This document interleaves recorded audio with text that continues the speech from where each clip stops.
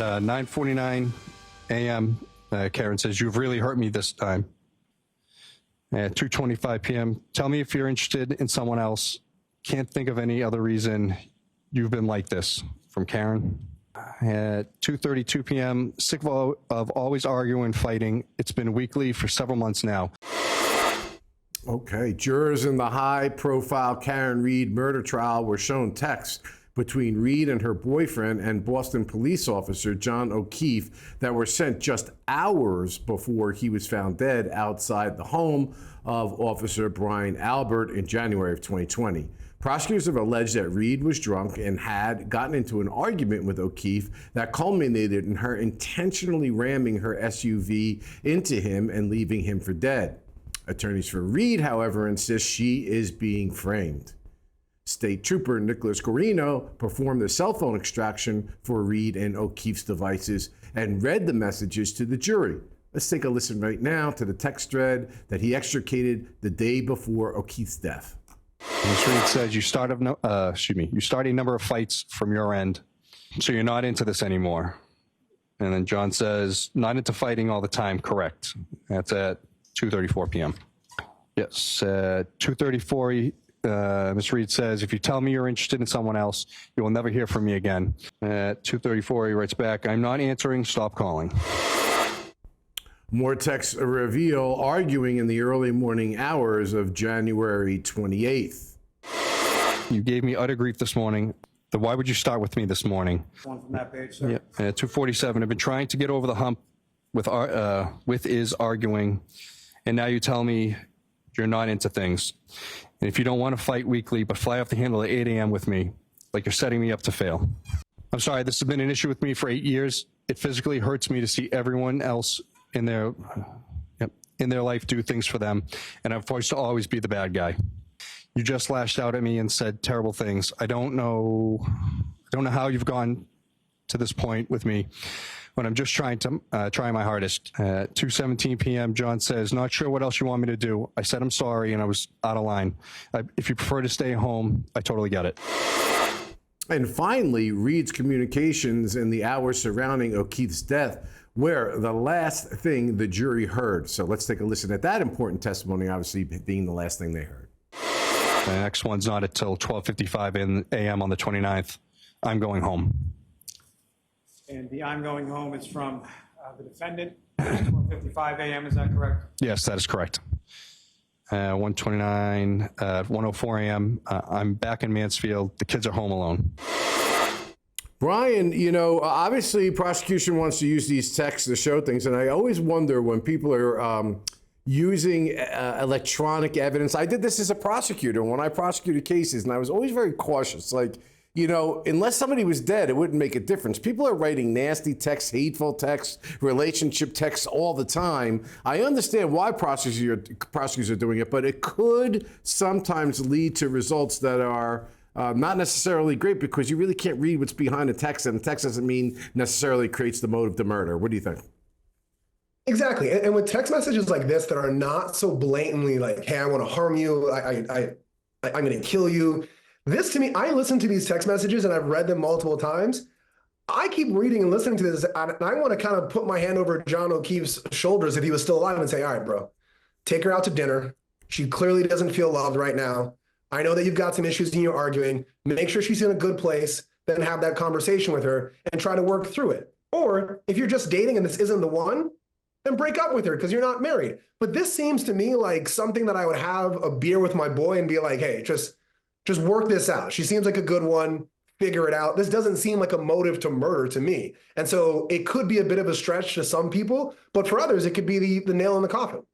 Yeah, Terry, see, this is like where I think as a defense lawyer, I used to where as a prosecutor, going to say they needed this information because that's what they need to prove the case. But I'm literally telling you, I've investigated cases where things were a lot worse in text messages, middle of acrimonious divorces, divorce paperwork, threats being made. Everyone was running to the conclusion that was a person that did it. When you slowed things down and backed up, I say there's got to be at least 5 investigations where the exes or soon-to-be exes almost had handcuffs on them for murder, and it turned out to be somebody else. Exactly. I mean, here, though, I think what the prosecution is trying to do is establish that motive. We all know you don't have to have that. You just have to show what the intent was for an element of a crime.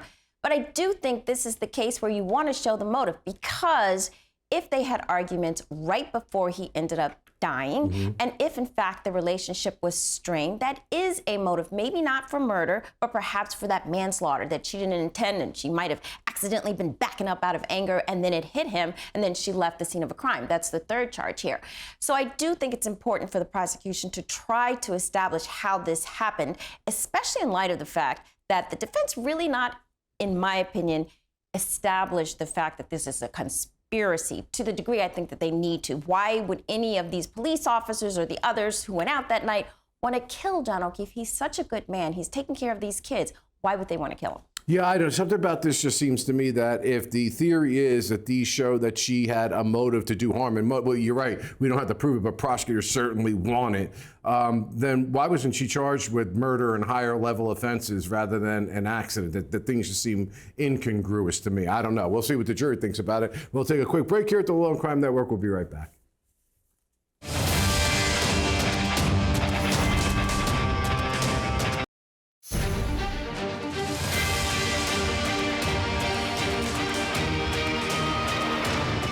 All right, let's head to another part of the country, and that is the state of Georgia for the racketeering trial of rapper Jeffrey Williams, who you know better as Young Thug.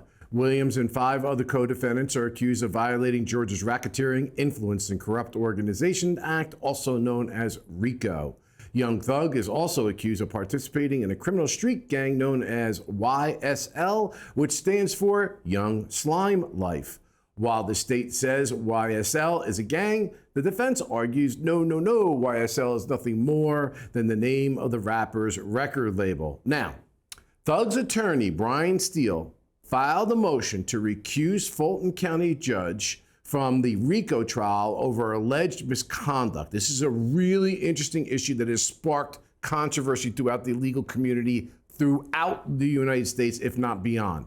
This motion was filed yesterday over an alleged improper meeting between the judge and prosecutors from the Fulton County DA's office and witness Kenneth Lil Woody Copeland, who has been on the stand since Monday. This all began when Copeland refused to testify back on June 7th and was held in contempt of court. Steele later confronted the judge regarding the what we call ex parte communication. Let's stop here just for a quick second. Ex parte communications are disfavored in the law. That means only one party gets to be there. But it wasn't just one lawyer that got to be there. It was a witness, allegedly, who refused to testify that was there and later believes, it says, that he was threatened, or it's a belief that he was threatened in that judge's chambers. Highly unusual. Now, that meeting was reportedly held on June 10th to convince Copeland to testify. Why judges are involved in that, if it's true, I don't think any of us trial lawyers understand. Now, the attorney, Steele, would not offer up the source of the information to the judge, who demanded to the defense attorney, I want to know how you know about the bad meeting that I had that I shouldn't have had. The defense attorney stood his ground as he should have, and the judge decided to hold him in contempt of court. Now, the judge addressed Steele's motion in court this morning. That's the motion to say, Judge, you need to go because you are in a conflict of interest and did something that substantially prejudices the administration of justice. Let's take a listen now to what we break down for you on the other end, what happened in court with respect to this motion. If I just may say, again, Judge, I know I've already said it as it concerns the issue about you being a witness to the proceeding. We don't believe that that's a bare allegation. We believe that would be an established fact at the hearing. We also, but I can't take it. It's not something that I can argue with you at this point in time. I'm not trying to argue. No, sir. You are an advocate for your client. Sure. That's the only thing I can say, but I'm not going to take up that issue right now. It's part and parcel. You made it part and parcel of the motion to recuse. So I'm saying that at this point in time, I've made my ruling. You've said what you need to say in terms of what your thoughts are. I'm going to reduce it to an order, and you can take what you want to after that, okay? All right, thank you. All right. Thank you, sir. All right. Mr. Steele, similarly, I'll reduce what I have mentioned to in an order, and you will be able to take it up as you see fit. I'm not going to grant a motion to a certificate of immediate review. I've read your affidavit, Mr. Steele, and I've consumed everything on it, and that doesn't change my ruling at this point in time, respectfully. I also, on the transcript, I'd like the recordings and the transcript, and I object to the court going through it and deleting, because to me, the way I understand it, there is zero privilege.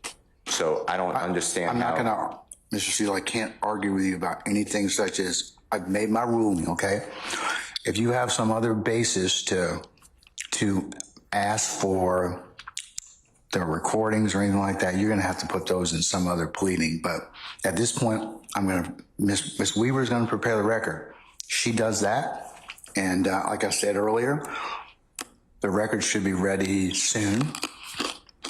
And you all, as a defense group, will have the opportunity to take a look at that particular ex parte transcript that was done in chambers, less anything that is totally that the court considers to be privileged. And I'm going to let you do that before you examine Mr. Copeland. So you'll have everything that you have at that point in time. It's very hard for me to try to explain to you the multitude of error that is happening in this particular situation, which I think explains why the entire Georgia bar and colleagues throughout the country are outraged about what this judge has done. Now, Copeland's attorney, Kayla Bumpus, filed a motion to quash the show cause hearing scheduled for next week over the leaked information of the ex parte meeting. She said, quote, "The ex parte meeting was not placed under seal, and there was no protective order that directed that the disclosure of the ex parte communication was prohibited." Let's understand where we're at here. This judge has a hearing with a witness, which makes him potentially now a witness based on what was said there. Was there any force? Was there any coercion? Was there any expectation of benefit? All the years I've been practicing law and been working at the Law&Crime Network, never heard a judge bring a witness who refused to testify into chambers who then changed their mind. So that's one thing. Now he holds a lawyer in contempt to refuse to reveal the information from where he learned it about that ex parte communication, and he held him in contempt. So now he's a witness with respect to that as well. Now the Copeland's attorney, Bumpus, is saying this ex parte communication, if this is to be believed, was never told that it was sealed. So therefore, there was no reason somebody could not communicate what was going on out there. So let's take a listen. Oh, my bad. Terry, I don't know if I've got like the multitude. I'm trying to break it down because in my humble estimation, I've been in a courtroom a lot of times. This judge is not a bad judge. He's not a stupid judge. His ego got in the way. He went down a rabbit hole. You know, if you're going to hold a lawyer in contempt as a judge, it's one of the biggest things you can do. You know the bar is going to rally around that lawyer. Forcing him to reveal who told him the information really isn't the point. It's almost like a father, a kid, a son, a relationship we have. The point is you did something you should not have done. And now this witness is on the witness stand, and the defense doesn't even have the information to cross-examine the witness to determine whether he was forced, coerced, or manipulated to give his testimony, Terry. You know what, Bob? You said it. There are so many levels of wrongdoing here by Judge Glanville that you don't even know where to start. First of all, he should not have had an ex parte communication with the witness in the room. And then it wasn't under seal. As Bumpus has said, she said there was no ruling that you couldn't reveal what was going on. And also to hold Steele in contempt the way he did. I mean, that's under appeal. He's out on bond, apparently. But all of these rulings are partially because Glanville has an ego, and he cannot be proven wrong, and he sticks to his ground regardless of what the law says, regardless of the ethics. And I think this is a big problem, not only as a mistrial for this case, which we've already had several motions for a mistrial by Steele, but I also think as far as the ethics are concerned for Judge Glanville, he has crossed that line, and I think he's going to have a problem in the future. Yeah, Brian, I had Ashley Merchant on she was arguing part of this last week, and I had to say, and I mean no disrespect, but it's just from an outsider looking in Fulton County, saying between Fonnie Willis and the whole thing that went on with her, as a former prosecutor, like to have your lover, paramour, or whatever, prosecuting one of the most high-profile cases. Yeah, I'm not saying it's illegal, maybe not even unethical. It is just something that you don't do. But doubling down on the arrogance of nobody can tell me what to do, just like here, this judge is like, nobody can tell me what to do. I've had judges in my career that have made a mistake. They don't often come around to say, I'm going to reconsider, but they find a way to get out of it so that they don't have something like this. Now this is going to be something that they gave. This is a gift to the defense, and the prosecution isn't playing it too smart either, because they should be giving the defense every bit of latitude possible so that they get a conviction. Brian, we've talked about this before. We're not back here at the Law&Crime Network in 3 years from now after they get a conviction retrying the case because of the error, and this is significant error that happened below because of, I agree with Terry, the ego of a judge. Oh, I'm already reading YSL transcripts to my 2-year-old son, because when he's 6, 7, 8, he's going to take my place and just continue with the second trial for this, because it's going to come back again. What I'm thinking about is even just the mechanics of how this hearing will work. So Copeland takes the stand. The defense has the opportunity to ask him questions, and the defense is going to probably ask a very easy question like, did the judge say X, Y, Z? I would assume the prosecutor may object and say hearsay. That's an out-of-court statement said for the truth of the matter asserted. Could be a very good argument. And the judge, if Glanville sustains it, then the defense gets to say, okay, judge, I call you to the stand. I want to question you as to what you said so I can get the impact that it had on this witness. What's the judge going to say then? What's the judge going to say then? And the train has already left the station at that point. And so just that one, I would just ask that one question. I say, you know what, Judge, let's see what we're going to do.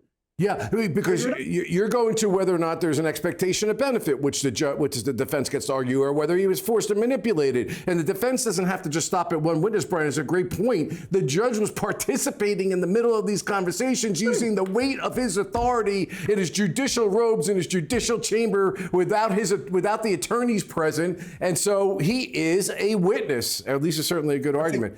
Brian, by the way, yeah, last point. When the defense makes that argument, who rules on it? The guy who's in the conflict? But you win either way, because if he sustains it and says it's hearsay, you say, okay, Your Honor, I call you to the stand. If he doesn't sustain it and he overrules and allows the witness to testify, then the witness gets to say whatever he wants to say that the judge said to him that pressured him to testify. And what's the judge going to do? Get mad and say, no, I didn't say that? Okay, Judge, if you want to get mad and say you didn't say that, take the stand. I got to be honest with you. I think I've seen it all. This is just, this is not a dumb judge. This is not an inexperienced judge. I look at this as arrogance and ego. I can't help but look at it any other way. All right, on that note, guys, we're going to take a quick break. We'll be back on the other end. Please stay with us.